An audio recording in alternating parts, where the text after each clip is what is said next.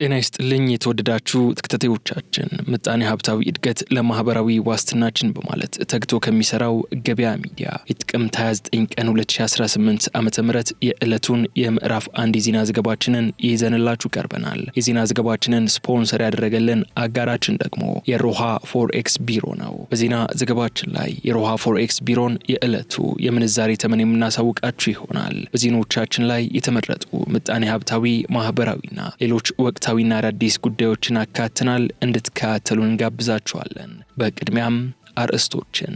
በአንድ ተቋም ብቻ ከ26000 በላይ አመራሮች ላይ እርምጃ እንደተወሰደ ተሰምተዋል። ከዚህ ጋር ተያይዞ የወጡ አነጋጋሪ መረጃዎችን የምናደርሳችሁ ይሆናል። አዲሱ የኢፓስፖርት አገልግሎት ሙሉ በሙሉ ሊጀመር ነው ተብሏል። ሙሉ መረጃውን የምንነግራችሁ ይሆናል። በካይ ቆሻሻ ወደ ወንዝ የለቀቀ ተቋም አነጋጋሪ ቅጣት መቀጣቱ ተሰምተዋል። አብራችሁን ስትቆዩ የምትሰሙት ይሆናል። በብልሽት ምክንያት አገልግሎት ያቋረጡ በርካታ አውቶቡሶችን የተመለከተ አዲስ መረጃም ይዘናል፣ ተሰሙታላችሁ። እነዚህና ሌሎች ጉዳዮችን እየነገርኳችሁ አብሬያችሁ ቆያለሁ። አብራችሁን በመቆየት እንድትከታተሉኝም ከወዲሁ ጋብዛለሁ። አሁን ወደ ዝርዝር ጉዳዮች እንለፍ። እንኳን ደስ አላችሁ።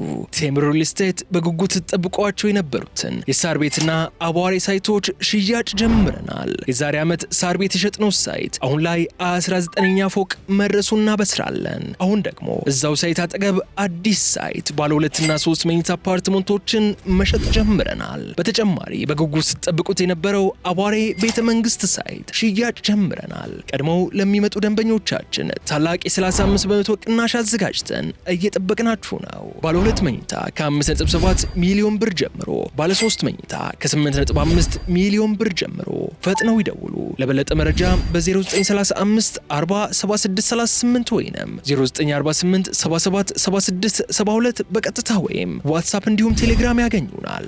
በመዲናዋ የውሃ ተደራሽነትን ለማስፋት እየተሰራ ነው ተባለ።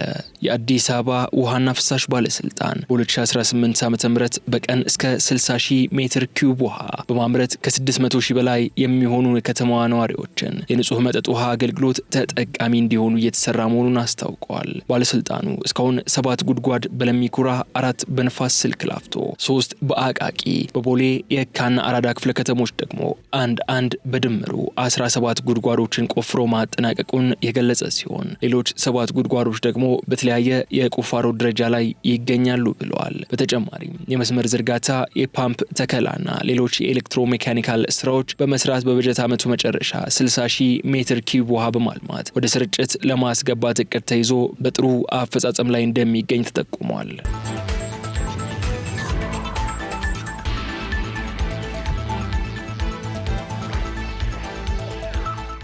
የጸጥታ ችግር ለወጪ ንግድ እንቅስቃሴ ስጋት አይሆንም ተባለ።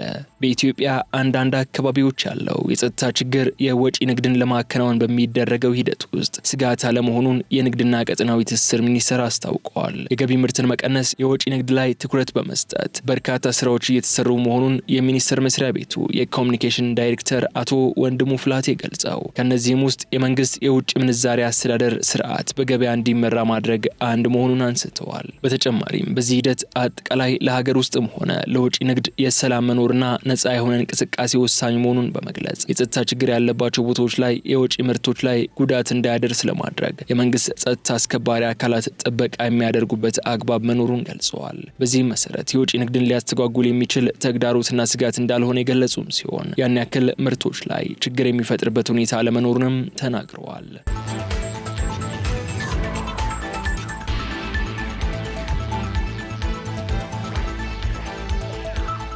ኢትዮጵያ በዩኔስኮ የሥራ አስፈጻሚ ቦርድ አባል ሀገር ሆና ተመረጠች። ኢትዮጵያ በተባበሩት መንግስታት ድርጅት የትምህርት የሳይንስና ባህል ድርጅት ዩኔስኮ የሥራ አስፈጻሚ ቦርድ አባል ሀገር ሆና መመረጧ ተገለጸ።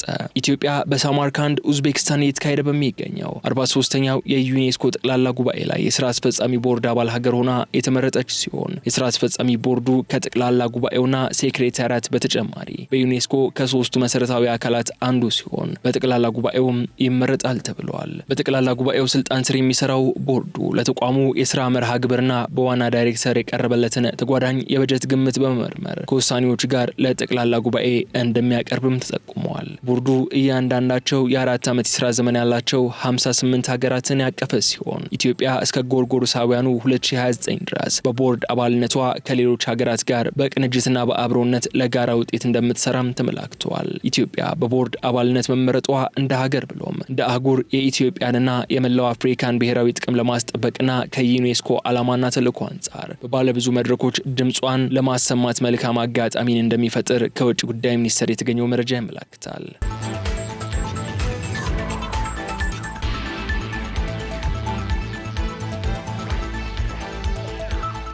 በብልሽት ምክንያት አገልግሎት ያቋረጡ በርካታ አውቶቡሶች ተጠግነው ወደ ስራ ገብተዋል ተባለ። የአዲስ አበባ ከተማ አውቶቡስ አገልግሎት ድርጅት በመዲናዋ በቅርቡ ተጠግነው ወደ ስራ የገቡትን ጨምሮ 1239 የከተማ አውቶቡሶች የትራንስፖርት አገልግሎት በመስጠት ላይ እንደሚገኙ አስታውቀዋል። በከተማዋ ያለውን የትራንስፖርት ፍላጎትና አቅርቦት አለመጣጣም ችግርን ለመፍታት በ2018 በጀት ዓመት የመጀመሪያ ሩብ ዓመት ባሉት 3 ወራት በብልሽት ምክንያት አገልግሎት ያቋረጡ 10 አውቶቡሶችን ተጠግነው ወደ ስራ መመለሳቸው ተገልጿል። በተለይም ረጅም ርቀት የሚጓዙ ዜጎች ሰልፍ ላይ የሚያጠፉትን ሰዓት ለመቀነስ ትኩረት ሰጥተው እየሰራ መሆኑን የተናገሩት የተቋሙ የአገልግሎት ድጋፍ ዳይሬክተር አቶ እንዳልካቸው ከበደ በዚህም የከተማ አውቶቡሶችን ቁጥር መጨመር እንዲሁም በብልሽት ምክንያት አገልግሎት ያቋረጡ አውቶቡሶችን ጠግኖ ወደ ስራ የማስገባት ስራ እየተሰራ መሆኑን ገልጸዋል። አክሎም በብልሽት ምክንያት አገልግሎት ያቋረጡ አውቶቡሶችን ጠግኖ ወደ ስራ የማስገባት ሂደት ላይ ከሚያጋጥሙ ችግሮች መካከል የመለዋወጫ ግብአቶች በበቂ ሁኔታ ሀገር ውስጥ አለመኖር ይገኙበታልም ብለዋል። ችግሩን ለመፍታት የሚያስችሉ መለዋወጫዎች በቅርቡ ወደ ሀገር ውስጥ መግባታቸውንና ተጨማሪ መለዋወጫዎችንም በሂደት ላይ እንደሆኑ ዳይሬክተሩ የተናገሩ ሲሆን የህዝብ ማመላለሻ አውቶቡስ ተሽከርካሪዎችም ዕለታዊ ፍተሻና ወርሃዊ የቴክኒክ ምርመራ ይደረግላቸዋልም ተብሏል።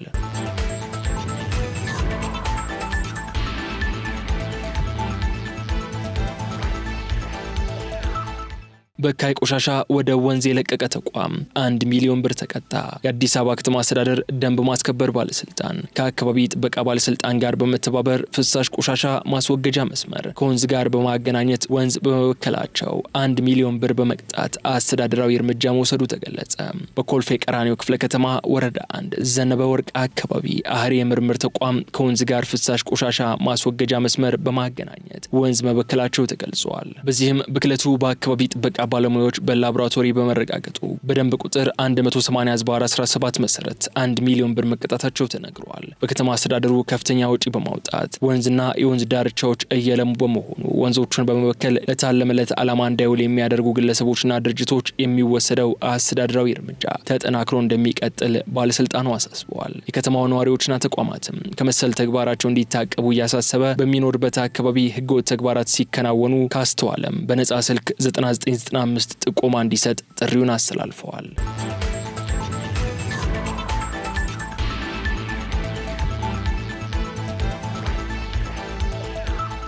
ኢንተርፕራይዞችን ለማብቃት ኢትዮጵያና ሳውዲ አረቢያ ስምምነት ተፈራረሙ። የኢትዮጵያ ወጣት ስራ ፈጣሪዎች ማህበርና የሳውዲ አረቢያ አነስተኛና መካከለኛ ኢንተርፕራይዞች ባለስልጣን በጋራ ለመስራት የሚያስችለውን ስትራቴጂካዊ የመግባቢያ ስምምነት መፈራረማቸው ተገልጿል። ስምምነቱ በሳውዲ አረቢያ የኢትዮጵያ ባለሙሉ ስልጣን አምባሳደር ዶክተር ሙክታር ከድር በተገኙበት የኢትዮጵያ ወጣት ስራ ፈጣሪዎች ማህበር ፕሬዚዳንት ሳሚ አብዱል ቃድር ጎዱ እንዲሁም የሳውዲ አረቢያ አነስተኛና መካከለኛ ኢንተርፕራይዞች ባለስልጣን ኃላፊ አብዱል ማህሰን ሳሌም ተፈራርመዋል። ስምምነቱ የተደረገው የሳውዲ አረቢያ አነስተኛና መካከለኛ ኢንተርፕራይዞች ባለስልጣን አዘጋጅነት እየተካሄደ በሚገኘው የውይይት መድረክ ላይ መሆኑ የተገለጸ ሲሆን በአፍሪካ በተለይም በኢትዮጵያውያን ስራ ፈጣሪዎችና በሳውዲ መካከል የእውቀትና የቴክኖሎጂ ልውውጥን የማበረታታት ጀማሪ ኩባንያዎችን በማግኘት እገዛ እንደሚያደርግም ተጠቁመዋል። በተጨማሪም ለወጣቶች ከወለድ ነጻ የሆኑ የፋይናንስ አቅርቦቶችን በማመቻቸትና ስራ እንዲፈጥሩ በማድረግ ስኬታማ ለማድረግ አስቻይ ሁኔታን ለመፍጠር የሚያግዝ መሆኑም ተመላክተዋል። በዚህ ትብብር የሳውዲ አረቢያ አነስተኛና መካከለኛ ኢንተርፕራይዞች ባለስልጣን ስራ ፈጣሪዎችን ስኬታማ ከሆኑ ዓለም አቀፍ ተሞክሮዎች ተጠቃሚ እንዲሆኑ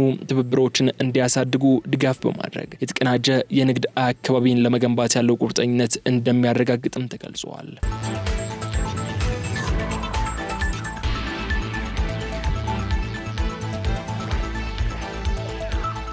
አዲሱ የኢፓስፖርት አገልግሎት ሙሉ በሙሉ ሊጀምር ነው። የኢሚግሬሽንና ዜግነት አገልግሎት በሚቀጥሉት 20 ቀናት ውስጥ አዲሱን የኢ-ፓስፖርት አገልግሎት ሙሉ በሙሉ እንደሚጀምር አስታውቀዋል። አገልግሎቱ ከውጭ ታትሞ የሚመጣውን የፓስፖርት ወረቀት የውጭ ምንዛሬ ውድ ከመሆኑም በላይ የሚፈጠሩ መጉላላቶች እንዲበዙ አድርጓል ያለ ሲሆን በሀገር ውስጥ የፓስፖርት ህትመትን ለመጀመር ዝግጅቱን አጠናቆ ወደ ሙከራ ህትመት መግባቱም ይታወሳል። በሙከራ ህትመቱ የሲስተም ፍተሻዎችን ማድረጉን የገለጸው ተቋሙ አዳዲስ ቅርንጫፎችን የመክፈትና የበፊቱ ፓስፖርት ሲሰጥ በነበረበት ሰዓት ቀጠሮ የተሰጣቸውን ዜጎች የማስተናገዱ ስራ እየተጠናቀቀ መሆኑን አስታውቀዋል። ከዚህ በፊት በነበረው አሰራር ቀጠሮ የተሰጣቸው ዜጎች ፓስፖርታቸውን እንዲወስዱ እየተደረገ መሆኑን የአገልግሎት መስሪያ ቤቱ የፓስፖርት አገልግሎት ዳይሬክተር አቶ ሙልጌታ ታደሰ ገልጸዋል። ይህ ስራ ከ15 ከ20 ባሉት ቀናት ተጠናቆ አዲሱ የፓስፖርት ስርዓት ወይንም የኢ-ፓስፖርት አገልግሎት ወደ ስራ እንደሚገባ የተናገሩም ሲሆን በሰራተኞች በኩል ደግሞ 4 የተቋሙ ሰራተኞች ላይ አስተዳደራዊ እርምጃ እንደተወሰደ አስረድተዋል። በፓስፖርት አሰጣጥ ስርዓቱ ላይ የተለያዩ ህገወጥ ስራዎችን ሲሰሩ የተገኙ አካላት እርምጃ እንደተወሰደባቸው አንስተው 96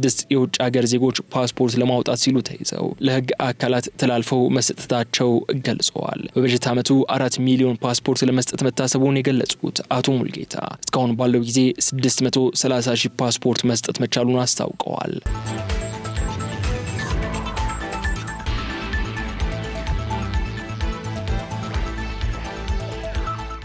ከ26 ሺህ በላይ አመራሮች እርምጃ ተወሰደባቸው። በ2017 ዓ.ም በጀት ዓመት የተሰጣቸውን የመንግስትና የህዝብ ኃላፊነት ወደ ጎን በመተው ሲንቀሳቀሱ በተገኙ 26068 አመራሮች ላይ አስተዳደራዊ እርምጃ መወሰዱን የኢትዮጵያ ህብረት ስራ ኮሚሽን አስታውቀዋል። ከአመራሮቹ በተጨማሪ 406 በሚሆኑ ባለሙያዎች ላይ አስተዳደራዊ እርምጃ የተወሰደ ሲሆን 405 ተቋማት ደግሞ እንዲዘጉ ተደርጓል ሲሉ የኮሚሽኑ የህዝብ ግንኙነት ኃላፊ ወይዘሮ ጫልቱ ግርማ ገልጸዋል። በዚህ በሙስናና በብልሹ አሰራር ላይ በተሳተፉ አመራሮች ባለሙያዎችና ተቋማት ላይ የተወሰደው እርምጃ ከስራ ማገድ፣ የገንዘብ ቅጣት፣ በህግ እንዲጠየቁ ማድረግ እንዲሁም ተቋማቶቹን ጭራሹኑ መዝጋት መሆኑን ተናግረዋል። 25 ሚሊዮን አባላት ያሉት ይህ ኮሚሽን በመልካም አስተዳደር ምክንያት በህዝብ ዘንድ አሁንም ተደጋጋሚ ቅሬታ እየተነሳበት እንደሚገኝ ይታወቃል።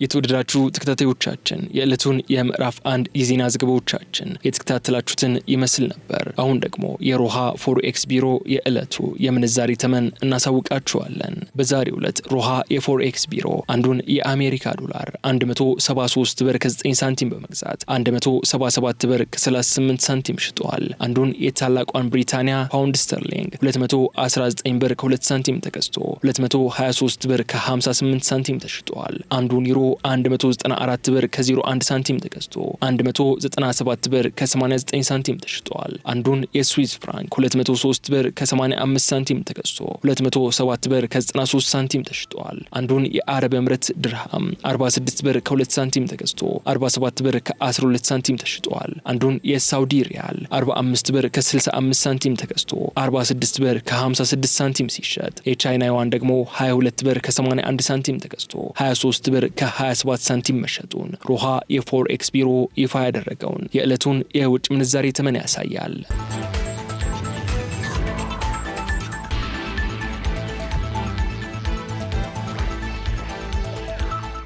የተከበራችሁ ተከታታዮቻችን ለጥቅምት 29 ቀን 2018 ዓ.ም ከገበያ ሚዲያ ወደ እናንተ ሲደርሱ የነበሩትን የምዕራፍ 1 የዜና ዘገባዎችንን ይህንን ይመስል ነበር። በቀጣይ በሌሎች ጉዳዮች መልሰን እስክንገናኝ መልካሙን ሁሉ ለእናንተ ተመኘን።